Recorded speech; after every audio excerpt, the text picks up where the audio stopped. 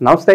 ఈరోజు మన స్టూడియోలో ప్రముఖ ఆధ్యాత్మికవేత్త జ్యోతిష్య వాస్తు పండితులు వైవిఎస్ఎస్ గిరిరావు గారు ఉన్నారు. సూర్యగ్రహణం గురించి కొన్ని ఆసక్తికర విషయాలు గురుగారు మాటలోనే తెలుసుకుందాం. నమస్కారం గురుగారు. నమస్తే మణికంఠ గారు. గురుగారు, ఈసారి సూర్యగ్రహణం మనకు ఎప్పుడు వచ్చింది అండ్ దీని పట్టు విడుపు సమయాలు ఏంటి, దీని ఇంపాక్ట్ అనేది మన భారతదేశంలో ఉంటుందో లేదా, మనం ఎలాంటి నియమాలు పాటించాలి, మరి ఇది ఏ రాశుల వారికి బాగా అనుకూలం అంటారు ఈ సూర్యగ్రహణం అనేది? అంటే ప్రధానంగా ఇది వచ్చేసి మనకి ఇండియాలో దాదాపుగా 2:20 నుంచి 4:47 దాకా కూడా ఉంటుంది.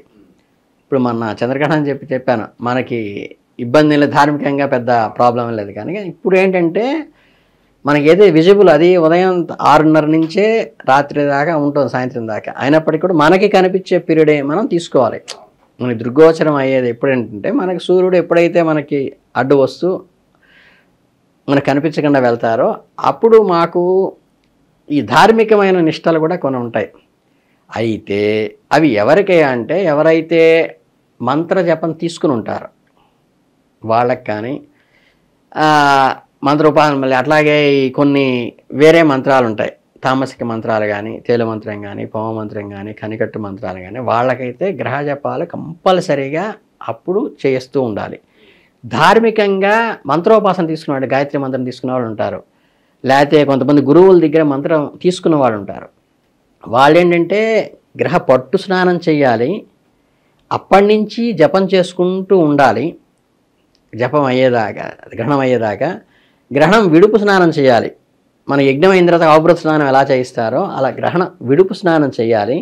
చేసిన తర్వాత అప్పటిదాకా ఏ ఆహారము తీసుకోకుండా ఉండి గ్రహణ విడుపు అయిన తర్వాత అప్పుడు ఆహారం తీసుకోవాలండి, సాయంత్రం 4 తర్వాత. స్నానం అనేది నదిలో ఆచరిస్తే బాగుంటుంది అంటారు. మన నదీ తీర ప్రాంతాల్లో ఇప్పుడు చెప్పేది ఏంటంటే మనకి ఏదైతే ఫెసిలిటీ ఉంటుందో నదీ పరివాహ ప్రాంతాల్లో ఉండేవాడు నదీ స్నానం చేయాలి. ఇప్పుడు కార్తీక స్నానం చేయాలి. ఈ గోదావరి నదో, కృష్ణా నదో, పెన్నా నదో, నర్మదా నదో నదీ పరివాహ ప్రాంతంలో ఉన్నాడు, నదీ స్నానం చేయాలి. నది లేని ఊళ్ళల్లో ఉన్నారు, ఇప్పుడు హైదరాబాద్లో ఉన్నారు, ఆయన ఏం చేయాలంటే ఆ ఊరు వెళ్ళి గోదావరి జిల్లాకి వెళ్ళి చేయమని కాదు అక్కడ ఉద్దేశం. అక్కడ తటాకాలు కానీ, నదులు కానీ, అంటే మూసీ నది బాగుంటే మూసీ నది కానీ ఇక్కడ చెప్పింది ఏంటంటే మేము శాస్త్రంలో ఉన్నదైతే పెరియనల్ రివర్స్ అంటారు. పెరియనల్ రివర్స్ అంటే జీవనదులు. మీకు ఏ నదులకైతే 12 నదులకి పుష్కరాలు వస్తాయో అవి మాత్రమే పవిత్ర తీర్థాలుగా మేము స్వీకరిస్తాం. ఇప్పుడు మూసీ నది ఉందనుకోండి, దాన్ని మేము పవిత్ర తీర్థంగా స్వీకరించాం. పెన్నా నది బ్రహ్మాండంగా నెల్లూరులో బ్రహ్మాండంగా పినాకిని పారుతూ ఉంటుంది, దాన్ని పవిత్ర తీర్థంగా స్వీకరించాం మేము. ఏదైతే మనం కలశాలను కలశస్యముఖే విష్ణుర్ కంటే ఋతుసమాస్త అంటూ గంగే చిముని వరదాసును కావేరి జలేశ్వరి అంటున్నాం కదా, ఇవన్నీ ఏవైతే ఉన్నాయో పుష్కరాలు వచ్చేవి మీకు ఫండమెంటల్గా ఏంటంటే ఏ నదులకైతే పుష్కరాలు వస్తాయో వాటిని జీవనదులు అంటారు, వాటి పవిత్ర తీర్థాలు అంటారు. శ్రాద్ధాది కర్మలన్నీ కూడా మీరు చేసి అక్కడ ఏదన్నా అస్థిక నిమజ్జనం చేసే వాళ్ళందరూ కూడా ఈ పుణ్యతి జీవనదుల్లో మాత్రమే చేయవలను, మిగతా నదులు ప్రశస్తం కాదు. మిగతా వాళ్ళు తటాకాల్లో, బావుల్లో, దేని కింద చేసినా సరే తప్పు లేదు. కాకపోతే నదీ పరివాహ ప్రాంతాల్లో అది పాటిస్తారు, మిగతా వాళ్ళు గ్రహణ స్నానం చేస్తారు. కాకపోతే ఏంటంటే ఇందులో ప్రధానంగా చూసుకోవాల్సింది ఇవి ధార్మిక విషయాలు, అంటే ధార్మికతని ఫాలో అయ్యేవాళ్ళు మాత్రమే చూడాల్సింది. అలా కాకుండా irrespective of caste, irrespective of community, అంటే మతానికి, కులానికి, వర్గానికి, భేదానికి, వయస్సుకి సంబంధం లేకుండా పాటించాల్సింది సైంటిఫిక్గా ఉన్న రూల్స్ పాటించాలి. అవి నిర్మోహమాటం. నేను క్రిస్టియన్ కదా నా గ్రహం పనిచేయదు, ముస్లింని కదా నా గ్రహం పనిచేయదు, నేను సిక్కుని కదా, నేను జైనుని కదా, ఇవన్నీ కాదు. ఇవేంటంటే చెప్పినవి ఈ మనకి అల్ట్రావైలెట్ రేసు మన భూమి మీదకి వచ్చినప్పుడు, ఇన్ఫ్రారెడ్ రేసు అవి వచ్చినప్పుడు ఏంటంటే శరీరంలో అనారోగ్యకారకాలుగా అవుతాయి. అంటే కత్తిని డిసెక్షన్కి ఎలా వాడతారో, చంపడానికి ఎట్లా ఉపయోగిస్తారో, మనం ఏదైనా పర్టికులర్గా ఒక రోగానికి ఇంత పర్సంటేజ్లో రేస్ పంపించి ట్రీట్ చేయటం వేరు, డైరెక్ట్గా రేస్ పడటం వేరు. అందుకని ఏంటంటే ఈ రేసు పడినప్పుడు మనకి ఈ అమెచ్యూర్డ్ మీన్స్ ఏంటంటే గర్భస్థ శిశువులు ఉంటాయి కదా, అంటే పిండం పెరుగుతూ ఉంటుంది. అమెచ్యూర్ అంటే ఏంటంటే దానికి రెసిస్టెన్స్, ఇవన్నీ సిస్టమ్ అంతా, body digest system, respiratory system, nerve system అన్నీ ఏర్పడి ఉండవు, దానికి రెసిస్టెన్స్ తక్కువ ఉంటుంది. అటువంటి వాటి మీద ఇవి తొందరగా అటాక్ చేస్తాయి. సో గర్భిణీ స్త్రీలు చాలా జాగ్రత్తగా ఉండాలంటారు. ఎట్టి పరిస్థితుల్లో డైరెక్ట్ సన్లైట్కి రాకూడదు. ఏది 2:30 నుంచి 4:47 దాకా కూడా.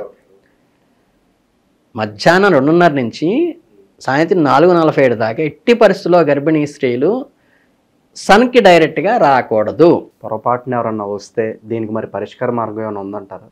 పరిష్కార మార్గం శాంతులు అనేవి ఏంటంటే ధార్మికతలో చెప్తారు, కానీ సైంటిఫిక్గా దానికి మార్పే ఉండదు.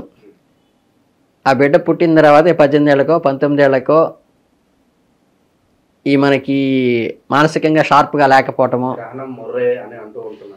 గ్రహణం ముర్రే అంటే బాగా మీకు రేసు డైరెక్ట్గా పొట్ట మీద పడ్డప్పుడు అని వచ్చినప్పుడు అంటే అవి ఫిజికల్ డిజార్డర్స్ వచ్చేటువంటి అవకాశం ఉంది, కానీ మానసికమైన డిజార్డర్స్ కానీ లేదంటే పటుత్వం లేకపోవటము, స్ట్రాంగ్గా లేకపోవటము, రెసిస్టెన్స్ లేకపోవటము, ఇవన్నీ ఏ 18 ఏళ్ళకో 20 ఏళ్ళకో వాడు పుట్టి పెరిగిన తర్వాత ఫలానా 20 ఏళ్ల ముందు నేను గ్రహంలో ఇది చేశానని వాడికి గుర్తుండదు. సో మనం ఏం చేయాలంటే వాడిని ఇబ్బంది పెట్టాలనుకో, అబ్బాయి ఇవన్నీ ఏం లేవు శుభ్రంగా రా, ఏమవుతుంది, వాడికి ఏం కనిపించదు. అప్పుడు అర్థమైందా? ఇప్పుడు కనిపించదు, అది ఎప్పుడు కనిపిస్తుంది? 20 ఏళ్ళకి కనిపిస్తుంది. ఈ ప్రోత్సహించిన వాడు అప్పుడు ఉన్నాడు నీకు సపోర్ట్గా.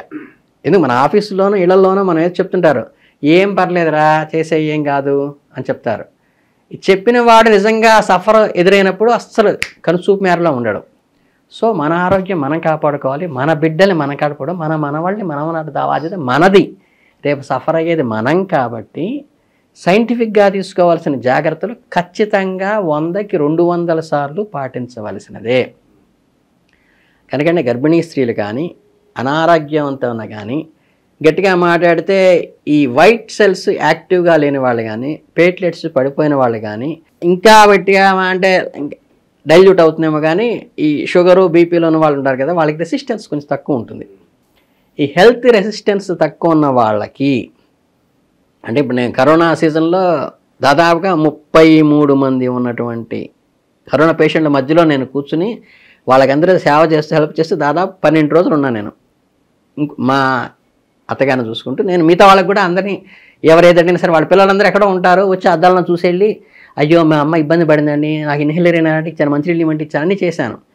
కానీ నాకు తాకలేదే అంటే నాకు రెసిస్టెన్స్ ఉంది బాడీలో.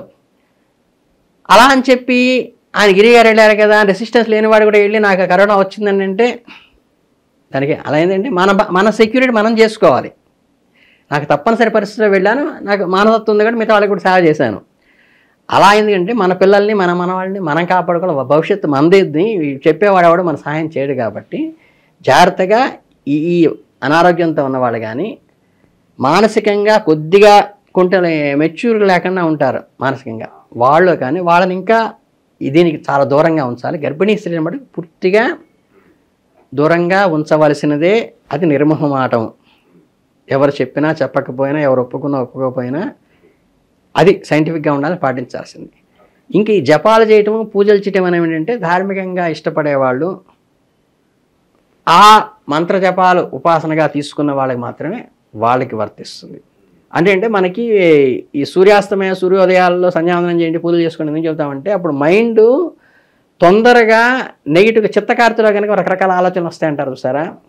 అలాగే సూర్యాస్తమయ సూర్య ఉదయాల్లో మనకి మైండ్ పర్వర్ట్ అయ్యేటువంటి అవకాశాలు కానీ గట్టిగా మాట్లాడితే ఇప్పుడున్న జనరేషన్లో యంగ్ జనరేషన్ చెడిపోయేదంతా కూడా ఏంటంటే కేవలం వాళ్ళ లైఫ్లో బీజాలు ఎక్కడ పడతాయంటే సాయంత్రం 5:30 నుంచి సాయంత్రం 7 లోపు సూర్యాస్తమయంలోనే ఈ డిస్టర్బెన్స్ అంతా మైండ్లో కలుగుతుంది. ఈ డిస్టర్బెన్స్ అన్నీ వచ్చేవి అక్కడ అట్లా అవి వస్తాయి కాబట్టి అప్పుడు మీరు జపధ్యానాలు చేస్తూ ఉంటే మైండ్ డైవర్ట్ కాకుండా ఉంటుందని చెప్పిన పర్పస్ అది. అందుకనంటే ఇవన్నీ పాటించాలి. చక్కగా ధార్మికమైన పూజ చేసుకునే వాళ్ళు చేసుకుంటారు. కాకపోతే ఆహారాలకు కూడా ఏంటంటే మీరు ఇప్పుడన్నీ ఓపెన్గా వస్తున్నాయి కాబట్టి ఏమాత్రం అవకాశం ఉన్న వాళ్ళది కూడా ఓపెన్ ఎయిర్లో పెట్టి తయారు చేసేటువంటి పదార్థాలు ఏవి కూడా మనం ఆ టైంలో ఉన్నవి ఏవి కూడా తినద్దు అని స్పష్టంగా చెప్పడం జరుగుతుంది.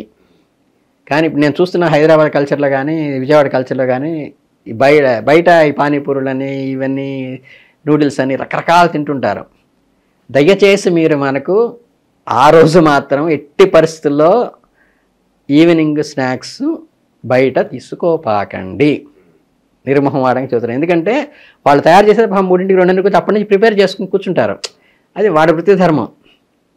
కాకపోతే వాళ్ళు కూడా కొంచెం ఈరోజు మనకి తగ్గుతుందన్న ఉద్దేశంతో తగ్గించుకుంటే బెటర్. ఎందుకంటే అది ఎవరికైనా ఇబ్బందే, రేపు నా పిల్లవాడికైనా ఎదుటివాడికైనా ఇబ్బంది. కాబట్టి ఆహార పదార్థాలు డిస్టర్బెన్స్ అయ్యే అవకాశం ఉంది. అమెచ్యూరిటీగా ఉన్న మైండ్ ఉన్న వాళ్ళు ఇబ్బంది పెడుతుంది. రెసిస్టెన్స్ పవర్ లేని శరీరాలు ఉన్న వాళ్ళు జాగ్రత్త పడాలి. గర్భిణీ స్త్రీలు ముఖ్యంగా జాగ్రత్త పడాలి. వాళ్ళకి డైరెక్ట్గా సన్లైట్కి ఆ పీరియడ్లో ఎట్టి పరిస్థితుల్లో రాబాకండి. ఇవి ప్రధానంగా తీసుకోవాల్సిన నిర్ణయాలు, పాటించాల్సిన నియమాలు. సూర్యగ్రహణం గురించి మాకు ఎన్నో విశేషాలు తెలియజేశారు. ఎలాంటి నియమాలు పాటించాలి, ఇక ఎన్నో విశేషాలు మాకు తెలియజేశారు గురుగారు. ధన్యవాదాలు. చాలా సంతోషం.